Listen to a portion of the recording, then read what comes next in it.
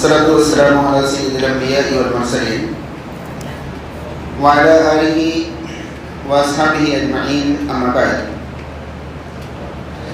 فأعوذ بالله من الشيطان الرجيم بسم الله الرحمن الرحيم إن هي إلا أسماء سميتموها أنتم وآباؤكم ما أنزل الله بها من سلطان إن يتبعون إلا الظن وما تهوى الأنفس وَلَقَدْ جَاءَهُمْ مِنْ رَبِّهِمُ الْهُدَىٰ۔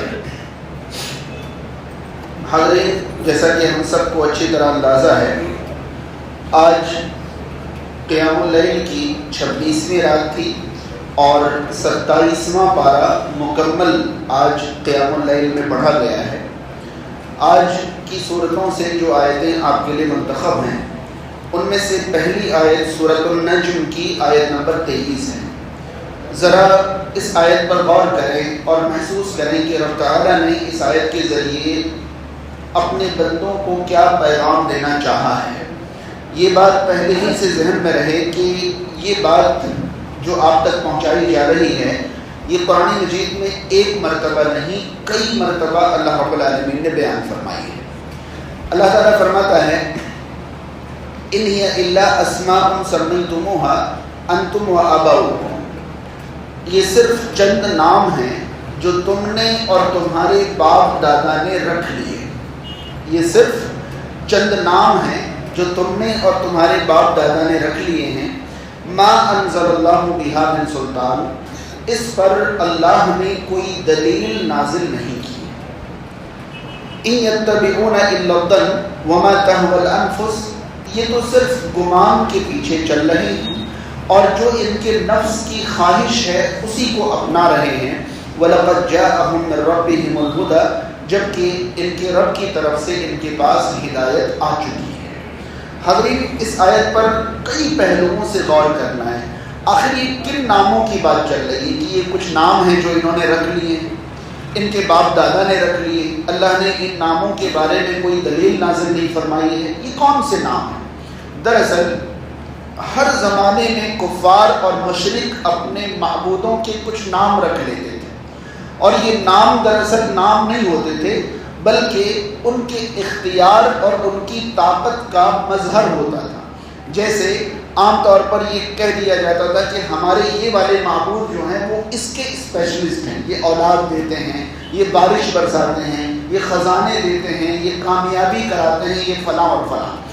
آپ دنیا میں کسی بھی زمانے کی کسی بھی مشرک قوم کی تاریخ پڑھیں، آپ کو ملے گا کہ وہ اپنے بہت سارے معبودوں کو باقاعدہ شعبے بانٹ دیتے ہیں، برانچ دے دیتے ہیں کہ ان کا یہ کام ہے، ان کا یہ کام ہے، ان کا یہ کام ہے، ان کا یہ کام۔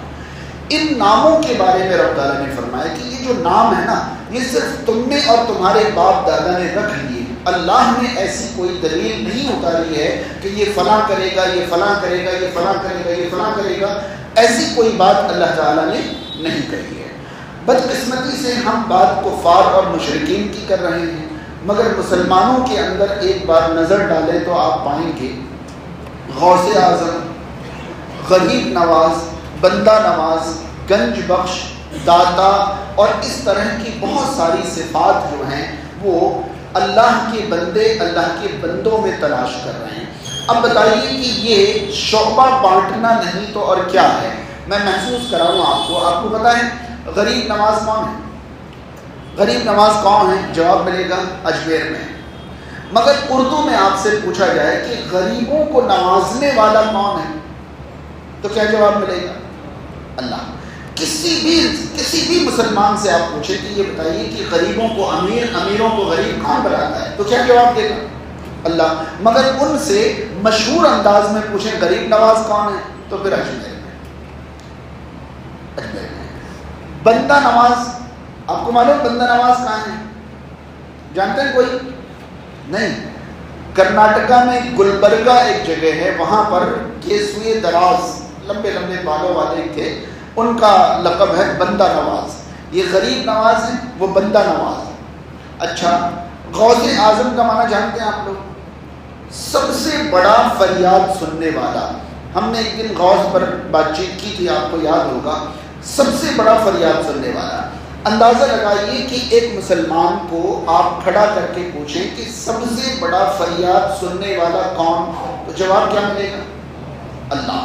مگر مشہور انداز میں پوچھیں غوث اعظم کون، اب جواب ملے گا بغداد میں۔ تو اندازہ لگائیے کہ ایک ہی لفظ اگر اردو میں بولے تو اللہ ہے، اور مخصوص انداز میں بولے تو اللہ کا بندہ ہے۔ اگر یہ شرک نہیں ہے تو پھر کیا شرک ہے؟ آپ کو بتائیں، گنج بخش سنا آپ لوگوں نے؟ گنج بخش، علی حجویری رحمہ اللہ کو گنج بخش کہتے ہیں۔ اب یہ گنج بخش فارسی لفظ، گنج کا معنی فارسی میں خزانہ ہوتا ہے، فارسی میں خزانہ ہوتا ہے، اور بخش کا معنی عطا کرنے والا، بخشنے والا، گنج بخش خزانے عطا کرنے والا۔ اب آپ اردو میں پوچھئے کہ بھئی جو بڑی بڑی دنیا میں مالدار ہیں ان سب کو خزانے کس نے عطا کیے ہیں، خزانے عطا کرنے والا کون ہے، تو کیا جواب ملے گا؟ اللہ تعالیٰ۔ اب پھر خاص انداز میں پوچھئے گنج بخش کون ہے، تو آپ کو بتا دیا جائے گا کہ گنج بخش تو وہاں ہے۔ اب اگر یہ بھی شرک نہیں ہے تو پھر شرک کیا ہے؟ آپ کو معلوم ہے داتا، داتا صاحب تو جانتے ہی نا، داتا کیا ہے؟ بہت زیادہ عطا کرنے والا، بہت زیادہ دینے والا، وہ کیا ہے؟ داتا۔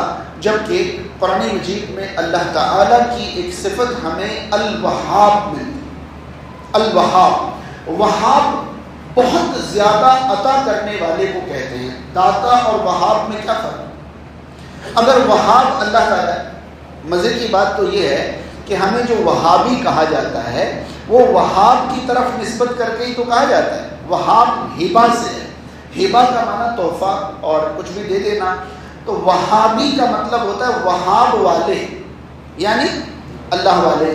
میں یہاں آپ کو ایک دلچسپ معلومات دے دوں، یہ معلومات دلچسپی سے خالی نہیں ہوگی۔ آج جو KSA ہے، جو مملکہ العربیہ السعودیہ ہے، ٹھیک ہے، یہ یونائٹڈ کنگڈم آف سعودیہ جو ہے، یہ پہلے حجاز ہوا کرتا تھا، اور یہ خلافت عثمانیہ کا ایک حصہ تھا، اوتومن امپائر کا ایک حصہ تھا۔ اس کے بعد ایک خاندان نے خلافت عثمانیہ سے اس کو چھین کر الگ کر دیا، اور وہ خاندان جو تھے وہ آل سعود تھے۔ آل سعود نے جب اس ایریے کو خلافت عثمانیہ سے الگ کر لیا تو اس علاقے کا نام اپنے خاندان کے نام پر سعودیہ رکھے، کیونکہ یہ آل سعود نے قبضہ کر لیا تھا، اپنے اختیار میں لے لیا تھا۔ اس کے بعد ہوا یہ کہ آل سعود نے اپنے علاقے میں دین کی باتیں نافذ کرنے کا ذمہ محمد ابن عبد الوہاب رحمہ اللہ کو سونپا کہ یہ جو بھی علاقہ میرے اختیار میں ہے، اس علاقے میں دینی معاملات کی دیکھ ریکھ آپ کریں گے۔ شاید آپ میں سے کتنوں کو معلوم ہو، آج بھی سعودی عرب میں مملکت یعنی سلطنت آل سعود کے اندر ہی رہتی ہے، اور فتویٰ محمد ابن عبد الوہاب رحمہ اللہ کے خاندان میں ہی رہتا ہے، یعنی دینی اعتبار سے رہنمائی ملک میں انہیں کی رہے گی، اسی خاندان کی، اور اقتدار بادشاہت کے اعتبار سے سربراہی انہیں کی رہے گی۔ خیر، اب یہ محمد ابن عبد الوہاب رحمہ اللہ نے یہ مملکت سعودی عرب کے اندر جو بھی قرآن اور سنت کے خلاف چیزیں خلافت عثمانیہ میں یا تو بنا دی گئی تھی یا رائج کر دی گئی تھی، انہوں نے قرآن و سنت کی روشنی میں ان تمام کو ختم کر دیا۔ اسی اثنا میں جو بڑی بڑی قبریں بنی تھیں، عمارتیں بنی تھیں، جو اونچی قبریں تھیں، ان سب کو برابر کر دیا گیا، اور جو کچھ بھی شرک و بدعات کے گڑھ تھے وہ ساری چیزیں وہاں سے ختم کر دی گئیں، اور جو لوگ شرک و بدعات کے خواہش مند ہیں، چاہنے والے ہیں، انہیں تب سے ان کے نام سے بھی جڑا ہے کہ انہوں نے بلڈوزر چلوائے، انہوں نے قبریں گرا دیے، انہوں نے فلاں کر دیے، انہوں نے فلاں کر دیے۔ پھر جو لوگ بھی پختہ قبر اور مزار کے خلاف بولے گا وہ محمد ابن عبد الوہاب کے چاہنے والوں میں سے ہو جائے گا، اس لیے ان کے نام سے ہر اس شخص کو وہابی کہا جاتا ہے جو مزاروں کے خلاف بولے، چاہے وہ اہل حدیث ہو، چاہے وہ کوئی اور مسلک کا ہو، چاہے کسی طرح، مزار کے خلاف بولتے ہی آپ کیا ہیں؟ وہابی ہیں۔ پھر آپ آپس میں کتنے طبقے میں نہیں پتا، ان کے خلاف تو سب وہابی ہیں جو بھی مزار کے خلاف ہو رہے ہیں۔ اب اس میں جو دلچسپی کی بات وہ یہ تھی کہ محمد ابن عبد الوہاب کا جو نام تھا، ان کا خود کا نام رسول اللہ کے نام پر ہے اور والد کا نام اللہ کی صفت پر ہے۔ اب پریشانی یہ تھی کہ محمد ابن عبد الوہاب کی طرف ہمیں منسوب کرنے کے لیے اگر وہ ان کا نام یوز کرتے ہیں تو ہم محمدی ہو جاتے ہیں۔ نہیں آئی بات سمجھ؟ محمد ابن عبد الوہاب کی طرف ہماری نسبت کرنا چاہتے ہیں، اگر ان کا نام یوز کرتے ہیں تو ہم کیا ہو جائیں گے؟ انہیں محمدی کہنا پڑے گا، اور یہ انہیں ہرگز برداشت نہیں ہے کہ ان کو ہم محمدی کہیں۔ زندگی بھر تو لوگوں کو یہ سکھاتے رہے کہ یہ رسول اللہ کو مانتے نہیں ہیں تو محمدی کیسے کہیں۔ اب ان کے والد کا نام یوز کیا گیا ہے۔ یاد رہے کسی کی طرف منسوب کرنے کے لیے والد کا نام عام طور پر استعمال نہیں ہوتا ہے، مگر محمدی نہیں کہلانے کے لیے عبد الوہاب کی طرف نسبت کیا گیا۔ تو اب وہابی کہا تو وہابی کا معنی بھی تو اللہ والے نکلتا ہے، یا تو ہم رسول والے ہو جاتے یا تو ہم اللہ والے ہو جاتے، بات تو برابر ہوتی۔ تو آپ نام بگاڑنے کے لیے کچھ بھی کہیں، مگر یہاں تو اللہ کے فضل و کرم سے نام سدھر گیا، بگڑا تو نہیں، یا تو اللہ والے ہو گئے یا تو رسول والے ہو گئے۔ یہاں ایک اور بات میں بتاؤں، کعبہ کے امام شیخ سدیس جو ہیں، ان کی ایک تحریر میں نے پڑھی تھی، ان کا ایک انٹرویو میں نے پڑھا تھا، اس میں انہوں نے ایک ایسی بات اپنی والدہ کے بارے میں بتائی تھی، وہ ہمارے معاشرے کی ماؤں کو سیکھنے کی ضرورت ہے۔ آپ کو بتائیں شیخ سدیس نے اپنی زندگی میں ایک انٹرویو دیتے ہوئے کہا تھا کہ جب میں چھوٹا سا بچہ تھا تو میں نے گھر میں کوئی شرارت کری تھی تو میری ماں نے کہا تھا کہ جا اللہ تجھے کعبہ کا امام بنا۔ بات سمجھ رہے ہیں؟ سیکھنے کی بات کیا ہے کہ ایک علاقہ ہے جہاں کی عورتیں غصے میں بھی اگر کچھ بولتی ہیں تو ایسا بولتی ہیں کہ اگر وہ قبول ہو جائے تو کامیاب ہو جائے۔ شیخ سدیس نے کہا کہ میری ماں نے مجھے شرارت کی بنیاد پر غصے میں کہا تھا، یعنی بددعا بھی دینے کی جو جگہ ہے اس وقت بھی وہ دعائیں دیتی، کچا تجھے اللہ کے کعبہ کا امام بنا دے، اور اللہ تعالیٰ نے ماں کی دعا سن لی اور وہ امام کعبہ بن گئے۔ تو کہنے کا مطلب یہ ہے کہ اگر ہم کبھی غصے میں بھی کسی کو کچھ کہیں تو یہ نہیں کہیں کہ تو برباد ہو جائے، تو خاک آلود ہو جائے، تو فنا ہو جائے، کچھ اچھا سا کہہ دیں، غصے میں ہی کہیں تو کچھ اچھا سا کہہ دیں، کیا پتہ اللہ تعالیٰ قبول ہی کر لے تو وہ کامیاب ہو جائے۔ تو یہ کچھ نام ہیں جو نام تم نے رکھ لیے ہیں، اللہ تعالیٰ نے ان ناموں کی کوئی دلیل نہیں اتاری ہے۔ یہ فریاد سنیں گے، یہ خزانے بخشیں گے، یہ اولاد دیں گے، یہ عطا کریں گے، یہ بندہ نوازے، یہ غریب نوازے، یہ سب ان ناموں کے علاوہ کچھ ہیں۔ کیا اللہ تعالیٰ نے قرآن اور حدیث میں کہیں ایک دلیل ایسی نازل کی ہے کہ میں نے خزانے بخشنے کا ذمہ فلاں کو دے دیا ہے، میں نے اولاد دینے کا کام فلاں کو سونپ دیا ہے، میں نے کامیابی دینے کا کام ان کے حوالے کر دیا؟ اللہ تعالیٰ نے کوئی دلیل نازل کی نہیں۔ آگے کی بات سنیے، اللہ تعالیٰ فرماتا ہے إِن يَتَّبِعُونَ إِلَّا الظَّنَّ وَمَا تَهْوَى الْأَنفُسُ، یہ صرف اپنے گمان پر چل رہے ہیں اور جو ان کی نفس کی خواہش ہے اس کے پیچھے۔ یہ فلاں فلاں فلاں فلاں کو یہ سب مان لینا یہ کوئی دلیل نہیں ہے، بلکہ یہ خواہش نفس کی پیروی ہے، یہ گمان کی پیروی، اس کے پیچھے کوئی علم نہیں ہے۔ جبکہ وَلَقَدْ جَاءَهُم مِّن رَّبِّهِمُ الْهُدَىٰ، حالانکہ ان کے پاس ان کے رب کی طرف سے ہدایت آ چکی ہے، قرآن و سنت آج بھی موجود ہے، پھر بھی ان گمانوں پر اور خواہش نفس پر دنیا بھیڑ کی طرح پیچھے پڑی ہوئی ہے۔ اللہ تعالی ہم سب کو ایمان صحیح سمجھنے کی توفیق عطا فرمائے۔ اگلی آیت سورۃ القمر سے ہے۔ سورۃ القمر کی 4 آیتیں سیم ہیں، آیت نمبر 17، 22، 32 اور 40، یہ چاروں آیتیں ہیں۔ وَلَقَدْ يَسَّرْنَا الْقُرْآنَ لِلذِّكْرِ فَهَلْ مِن مُدَّكِرٍ، یقیناً ہم نے قرآن کو ذکر کے لیے آسان کیا ہے، تو ہے کوئی ذکر حاصل کرنے والا؟ عربی میں لفظ ذکر کے 2 مشہور معنی ہیں، پہلا معنی ہے یاد کرنا اور دوسرا معنی ہے نصیحت حاصل کرنا۔ بعض علماء نے یہاں ذکر کا معنی یاد کرنا لیا ہے اور بعض نے نصیحت حاصل کرنا لیا ہے، مگر مناسب یہ ہے کہ اس لفظ کو دونوں میں سے کسی ایک نہیں بلکہ دونوں معنوں میں استعمال کر لیا جائے. یعنی قرآن کو ہم نے نصیحت حاصل کرنے کے لیے بھی آسان بنایا ہے اور قرآن کو ہم نے یاد کرنے کے لیے بھی آسان بنایا ہے. یاد رہے، اپنی دینی کتابوں سے دنیا کے ہر دین کے، ہر دھرم کے ماننے والوں کو محبت ہوتی ہے، مگر فخر کے ساتھ ہمیں یہ کہنا پڑتا ہے یا کہتے ہوئے خوشی ہوتی ہے کہ دنیا میں قرآن سے زیادہ کسی کتاب کے حافظ تو بہت دور کی بات ہے. قرآن کے حافظوں سے 99% کم بھی کسی اور کتاب کے حافظ ہیں. اگر قرآن کے حافظ 100 ہیں تو کسی اور کتاب کا ایک حافظ بھی دنیا میں موجود نہیں ہے. تو قرآن مجید کو حفظ کے لیے اللہ تعالیٰ نے آسان کیا ہے، اس میں کوئی شک اور شبہ نہیں، مگر قرآن مجید کو نصیحت حاصل کرنے کے لیے بھی آسان کیا ہے. ہمارے لیے یہ ذمہ داری ہے کہ ہم قرآن کو ترجمہ کے ساتھ، تفسیر کے ساتھ، اس کی باریکیوں کے ساتھ ان تک پہنچانے کی کوشش کریں جو خاص طور پر اللہ کے وجود کے بارے میں یا اللہ کے ایک ہونے کے بارے میں یا اللہ کی قدرتوں کے بارے میں شک اور شبہ میں مبتلا ہیں اور اللہ کی طاقتیں اللہ کے بندوں میں تلاش کرتے ہیں. انہیں ہمیں یہ پیغام پہنچانا چاہیے کہ لوگوں ایک بار قرآن کو شروع سے آخر تک پڑھ کر دیکھو، کیا اللہ تعالیٰ ساری طاقتیں اپنی طرف منسوب کرتا ہے یا اپنی طاقتیں جگہ جگہ تقسیم کرتا ہے. ایک بار قرآن پڑھ کر تو دیکھو. تو قرآن نصیحت کے لیے بھی اور یاد کے لیے بھی آسان ہے. رمضان میں ہمارا تعلق رہتا ہے لیکن رمضان کے بعد ہم قرآن سے بالکل دور ہو جاتے ہیں، یہ ہرگز مناسب نہیں ہے. اگلی آیت سورہ رحمان سے ہے.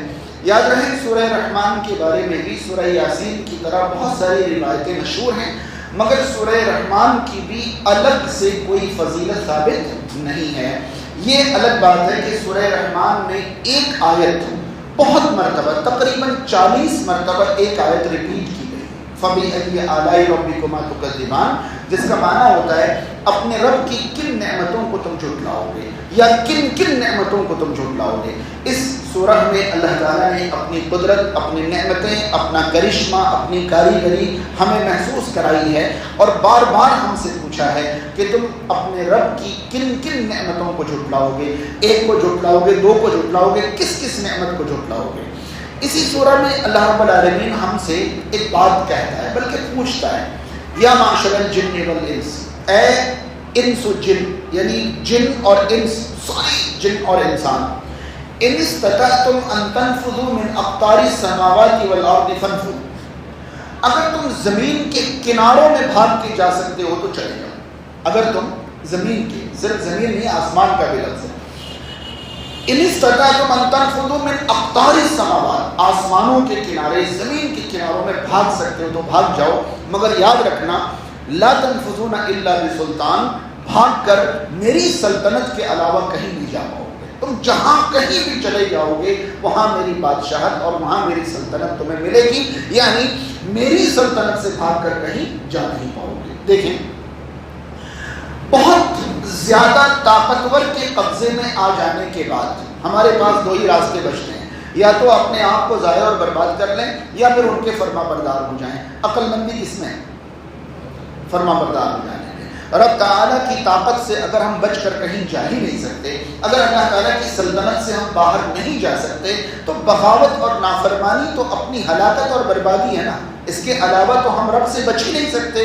ہاں، رب کی فرما برداری قبول کر لینے میں جو انعام و اکرام ہے وہ عقل مندی ہے. لہذا اللہ کی سلطنت سے بھاگنے کی کوشش نہ کریں بلکہ خوش دلی سے اللہ کی فرما برداری قبول کریں. یہی عقل مندی اور یہی دانائی ہے. آگے سورۃ الواقعہ ہے. یاد رہے سورۃ الواقعہ کے بارے میں بہت ساری باتیں مشہور ہیں، جن میں سے ایک بات یہ ہے کہ سورۃ الواقعہ کو پڑھنے والا محتاج نہیں رہتا ہے، خزانے بھر جاتے ہیں. ایسی کچھ روایتیں مشہور ہیں مگر یہ سند کے اعتبار سے صحیح نہیں ہے. سورۃ الواقعہ تجوری بھرنے یا خزانے اتارنے والی سورت نہیں ہے، مگر سورۃ الواقعہ کے بارے میں رسول کریم صلی اللہ علیہ وسلم کا ایک ڈراؤنا فرمان ضرور موجود ہے. ایک صحابی نے آپ صلی اللہ علیہ وسلم سے عمر کے آخری پڑاؤ میں پوچھا تھا اے اللہ کے رسول صلی اللہ علیہ وسلم آپ بوڑھے ہوتے جا رہے ہیں، تو آپ صلی اللہ علیہ وسلم نے قرآن کی کچھ صورتوں کا نام لیا تھا جن میں ایک سورہ واقعہ بھی تھا، اور یہ فرمایا تھا کہ قرآن کی یہ صورتیں مجھے بوڑھا کر رہی ہیں، سورہ واقعہ مجھے بوڑھا کر رہی ہیں۔ ہمیں بھی چاہیے کہ سورہ واقعہ کو ہم ضرور اپنے غور و فکر میں لیں اور محسوس کرائیں کہ آخر کون سی باتیں ہیں جو اس سورہ کے اندر موجود یہ باتیں آپ صلی اللہ علیہ وسلم کو بوڑھا کر رہی تھیں۔ یاد رہے اس سورہ کی شروعات ہوتی ہے کہ جب قیامت قائم ہو جائے گی تو دنیا کے تمام انسانوں کو 3 حصوں میں بانٹ دیا جائے گا۔ کتنے؟ 3 حصوں میں بانٹ دیا جائے گا۔ دنیا کے انسانوں کا ایک طبقہ ہوگا داہنے ہاتھ والے، یعنی جن کو نامہ اعمال داہنے ہاتھ ملیں گے، وہ اصحاب المشأمہ، اور دوسرا طبقہ ہوگا بائیں ہاتھ والے جن کو نامہ اعمال بائیں ہاتھ میں ملیں گے، مگر ایک تیسرا طبقہ ہوگا جو ٹاپ کلاس ہوگا، والسابقون السابقون، یہ ٹاپ کلاس طبقہ ہوگا۔ یہ جو ٹاپ کلاس طبقہ ہوگا اولئک المقربون، یہ اپنے رب کے سب سے قریبی بندے، یہ سب سے اعلیٰ درجے کے لوگ ہوں گے۔ ان کے بارے میں اللہ تعالیٰ نے ایک بات بیان فرمائی ہے جو ہمارے لیے قابل غور ہے۔ اللہ تعالیٰ نے فرمایا کہ پہلے تو ان میں کے لوگ بہت تھے مگر بعد میں ایسے لوگ بہت کم، سمجھ رہے ہیں؟ ثلۃ من الاولین، پہلے ٹاپ کلاس کے لوگ بہت زیادہ ہوا کرتے تھے، وقلیل من الاخرین، مگر بعد والوں میں ایسے لوگ بہت۔ ہم اپنی نگاہوں سے اس آیت کا نتیجہ دیکھ پا رہے ہیں یا نہیں دیکھ پا رہے ہیں؟ آج ٹاپ کلاس ایمان والوں کو تلاش کرے تو آپ کو بہت مشکل سے کوئی نظر آ پائے گا۔ پہلے تو ایسے لوگ بہت تھے مگر بعد میں بہت کم ہوں گے۔ اس کے بعد کامیاب ہونے والوں کا ایک اور طبقہ، یہ تو سب سے اعلیٰ درجے کے ہوں گے، یہ تو بالکل رب کے قریب ہوں گے اور ان پر نعمتوں کی ایسی بارش ہوگی کہ ہم اور آپ سوچ بھی نہیں سکتے۔ مگر اس کے بعد بھی داہنے ہاتھ میں نامہ اعمال پانے والے، یعنی جو ٹھیک ٹھاک ایمان اور عمل والے ہیں، وہ بھی جنت کی نعمتوں میں ہوں گے۔ وَأَصْحَابُ الْيَمِينِ مَا أَصْحَابُ الْيَمِينِ فِي سِدْرٍ مَّخْضُودٍ وَطَلْحٍ مَّنضُودٍ وَظِلٍّ مَّمْدُودٍ وَمَاءٍ مَّسْكُوبٍ، یہ سب جنت کی نعمتوں کا ذکر ہے کہ اگر داہنے ہاتھ میں نامہ اعمال ملنے لائق بھی ایمان و عمل ہو گیا تب بھی جنت حاصل ہو جائے گی اور اس کی نعمتوں سے مالا مال ہوگے۔ لیکن یاد رہے کہ اصحاب الیمین پہلے بھی بہت ہوں گے اور بعد میں بھی بہت ہوں گے۔ ثلۃ من الاولین وثلۃ من الاخرین، یہ اصحاب الیمین جو ہے پہلے بھی بہت تھے اور آخری وقت تک بعد کے زمانوں میں بھی بہت ہوں گے۔ آج بھی آپ پائیں گے کہ لوگ جنت کی خواہش بھی رکھتے ہیں، جہنم کا ڈر بھی رکھتے ہیں، ایمان والے بھی آپ کو مل جائیں گے، عمل والے بھی مل جائیں گے، مگر وہ ٹاپ کلاس کے لوگ بہت کم ملیں گے۔ جنت کی تمنا کرنے والے، جہنم سے ڈرنے والے، اللہ سے ڈرنے والے لوگ آج بھی الحمدللہ دنیا میں موجود ہیں۔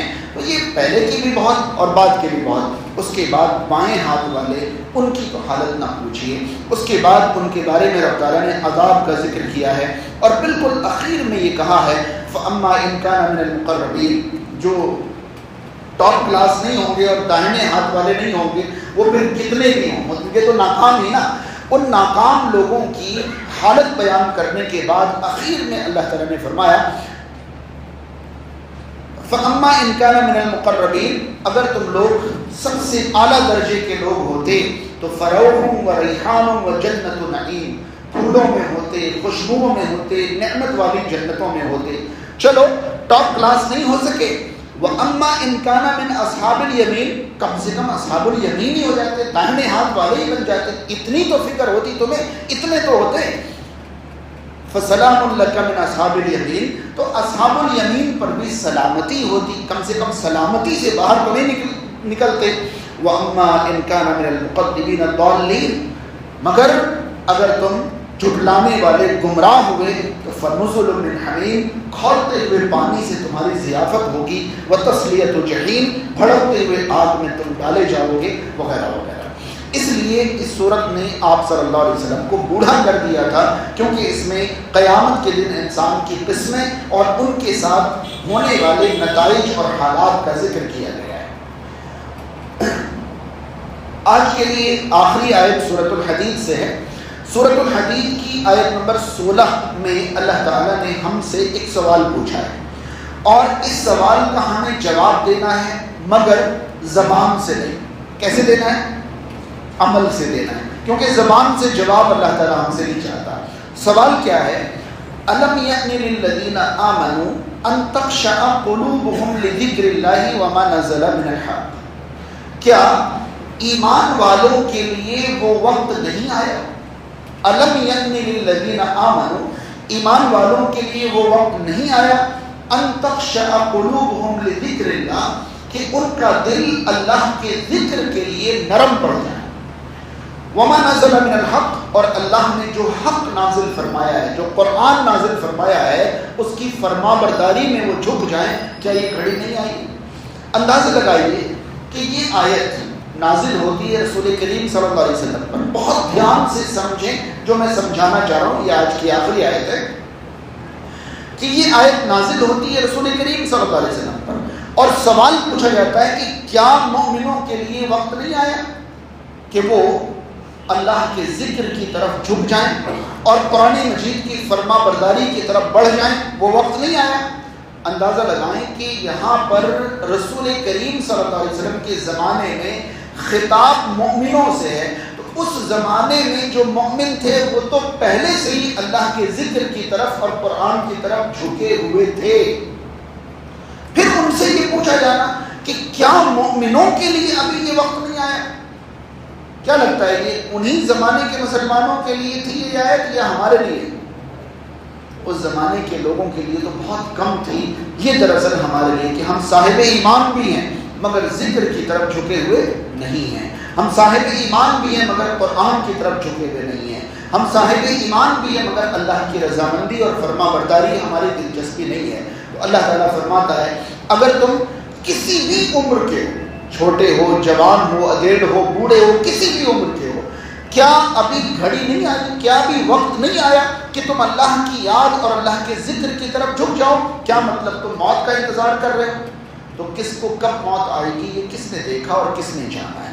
اگر تمہیں اس بات کا انتظار ہے کہ موت کی گھڑی میں تم اللہ کے ذکر کی طرف جاؤ گے تو تمہیں پہلے سے معلوم ہونا چاہیے کہ تمہاری موت کب آئے گی، اور اگر تمہیں یہ معلوم نہیں ہے تو ہر لمحہ تمہاری موت کا لمحہ ہے اور تمہیں اللہ کے ذکر اور اللہ کی یاد کی طرف جھکنا چاہیے۔ اللہ تعالی ہمیں ان باتوں پر عمل کی توفیق